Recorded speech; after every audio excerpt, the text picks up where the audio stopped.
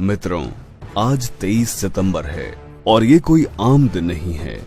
आज ही के दिन करीब 101 साल पहले भारत के राजपूत रणबांकुरों ने इजराइल को आजाद कराया था। दोस्तों, आज हम आपको एक ऐसे युद्ध के बारे में बताएंगे जिससे हर भारतवासी का सीना गर्व से चौड़ा हो जाएगा। ये युद्ध कोई आम युद्ध नहीं था। राजपूतों ने इस युद्ध में जो रणकौशल दिखाया, जो शौर्य दिखाया, जो साहस दिखाया, उसकी चर्चा विश्व भर में आज तक होती है। वो अलग बात है कि भारत में ये इतिहास गायब है, पर इस युद्ध के चर्चे आपको इजरायली और ब्रिटिश इतिहासकारों की किताबों में मिलेंगे। उन इतिहासकारों और रक्षा विशेषज्ञों ने यहाँ तक कहा है कि ऐसा युद्ध न तो आज तक हुआ और न ही कभी होगा।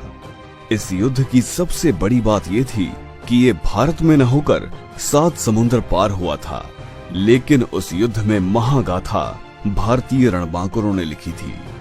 इस युद्ध की सबसे अद्भुत बात ये थी कि जहां हाइफा पर पहले से कब्जा जमाए हुए ऑटोमन सेना के पास मशीन गन, तोपों जैसे हथियार थे और भारत के राजपूतों के पास सिर्फ उनके वफादार घोड़े और तलवारें थीं। मतलब तलवारों और घोड़ों का मुकाबला सीधा मशीन गन और तोपों से था, वो भी एक अनजान जगह पर।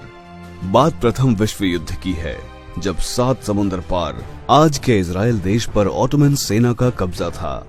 ऑटोमन सेना में जर्मनी, हंगरी, ऑस्ट्रिया जैसे देश शामिल थे और इस सेना ने पिछले 400 साल से इजराइल के मुख्य शहर हाइफा, जो कि समुद्र के किनारे बसा है, उस पर अधिकार किया हुआ था। अंग्रेजी सेना ने इसे छुड़ाने के बहुत प्रयास किए, पर हर बार शिकस्त ही मिली।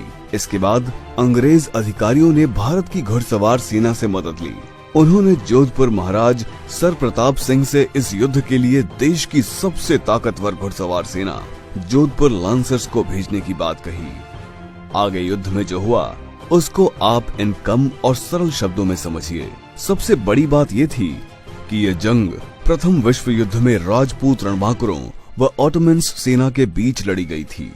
इसी युद्ध के चलते इजराइल आज भी भारत का आभारी है।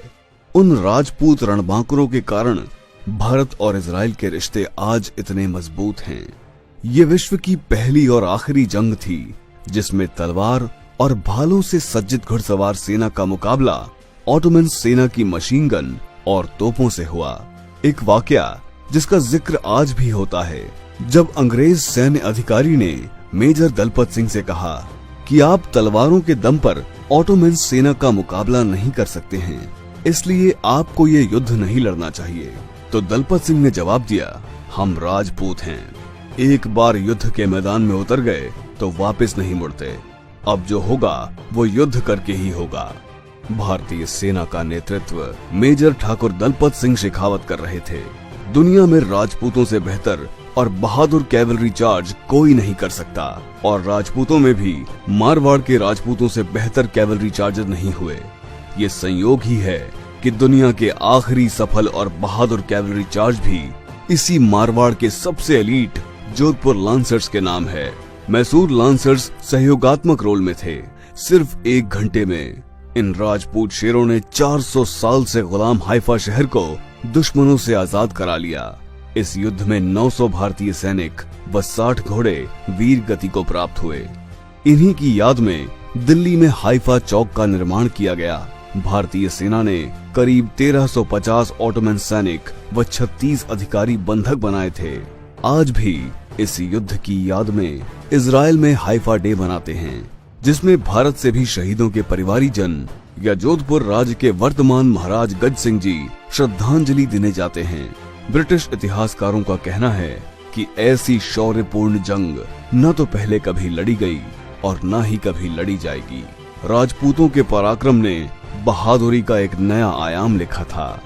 आज भी हम इतिहास के सबसे बड़े सूरमाओं को इस हाइफा दिवस पर शत शत नमन करते हैं। जय हिंद, जय क्षात्र धर्म, वीर भोग्य वसुंधरा।